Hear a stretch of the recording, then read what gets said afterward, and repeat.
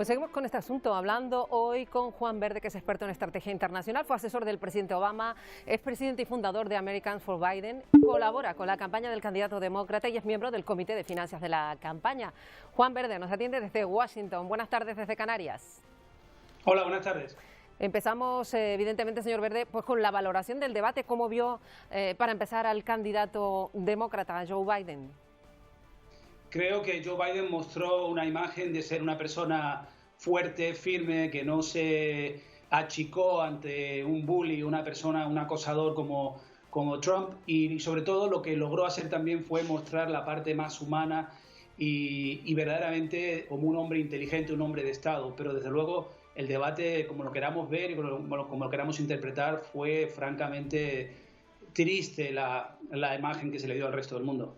Efectivamente, porque ahí han coincidido, señor Verde, los analistas internacionales, leyendo la prensa europea, también la latinoamericana, coinciden en que no era la imagen que ninguno de los candidatos debían proyectar en un momento de crisis mundial que atenaza particularmente a Estados Unidos. Yo aquí tendría que hacer hincapié en la actitud del presidente Trump, que desde luego no actuó ni como un hombre de Estado ni como presidente de los Estados Unidos. En todo momento tuvo que utilizar tácticas muy poco democráticas, ¿no? La interrupción continua, la descalificación personal, los insultos, se metió con sus hijos, se metió con su familia, lo interrumpía continuamente, y eso creo que fue lo que verdaderamente contribuyó a que el debate no fuese un debate de ideas y que fuese constructivo y positivo para que la gente, sobre todo los indecisos, pudieran tomar una decisión. Pero creo que hubo un culpable solamente. Ha hablado usted de los indecisos, señor Verde. ¿Hay realmente indecisos que puedan definir algo en unas elecciones como las norteamericanas, donde la gente tiene tan claro a qué partido pertenece? Sí, sin lugar a dudas. En las últimas 4 elecciones presidenciales en Estados Unidos hemos visto cómo el margen de un candidato a otro ha sido prácticamente mínimo, ¿no? De hecho, en las últimas 4 elecciones los demócratas han ganado el voto popular, de hecho. O sea, que se esperan también que estas elecciones sean muy, muy reñidas y que el margen de victoria sea prácticamente insignificante. Por consiguiente, con un 1 a un 3% de votantes indecisos, que es lo que esperamos o creemos que es lo que existe ahora mismo en esos 8 estados claves que son los que van a determinar el resultado final de las elecciones, creo que efectivamente los indecisos van a jugar el papel determinante para definir quién llega a la Casa Blanca. Y en cuanto al voto latino, siempre se plantea esta cuestión cuando llegan unos comicios en Estados Unidos. ¿Cuál puede ser su poder en concreto en estos comicios que vienen para noviembre?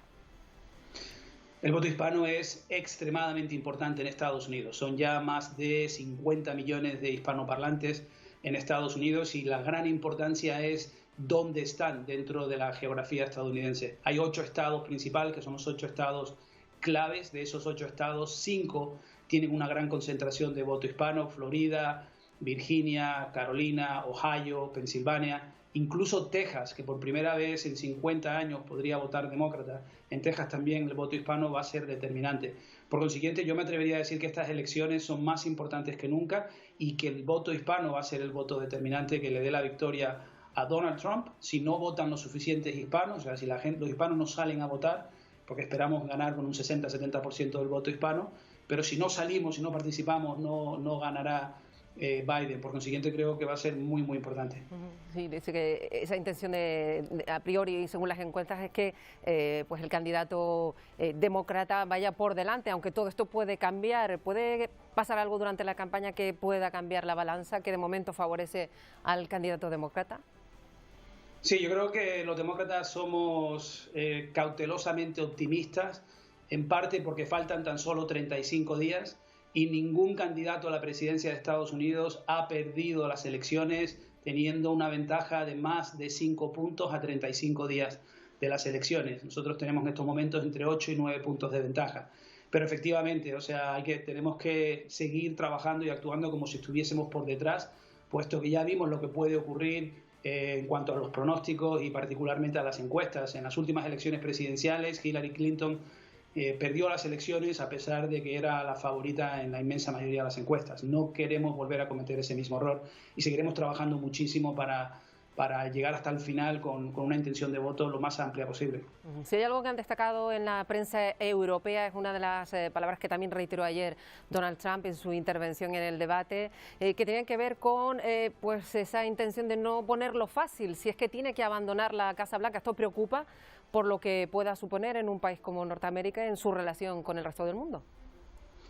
Creo que debería preocuparle a la inmensa mayoría de los ciudadanos norteamericanos. A nosotros en la campaña nos preocupa y mucho. Hemos creado un equipo de trabajo compuesto por más de 50 abogados muy especializados en derecho electoral y derecho constitucional, puesto que lo que está en juego es precisamente eso, la democracia de Estados Unidos. Es la primera vez en la historia que un presidente o un candidato pone en tela de juicio la legitimidad del proceso. Y todo esto está ocurriendo porque el señor Trump está diciendo que el voto por correo no es legítimo, no es democrático y que pondría en duda unas elecciones que al final se determinaran por el voto por correo.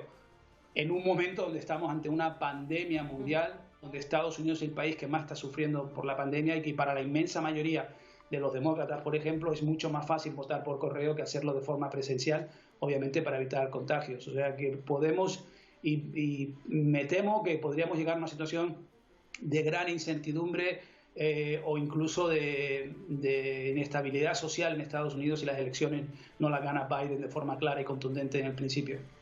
Y ya para terminar, señor Verde, precisamente a eso me quería referir, esas cifras de la pandemia que dejan a Estados Unidos a la cabeza, son el epicentro de la pandemia, por así decirlo. ¿Esto puede de alguna manera perjudicar a Donald Trump o hay otras variables que puedan hacer que este asunto no sea tan definitorio?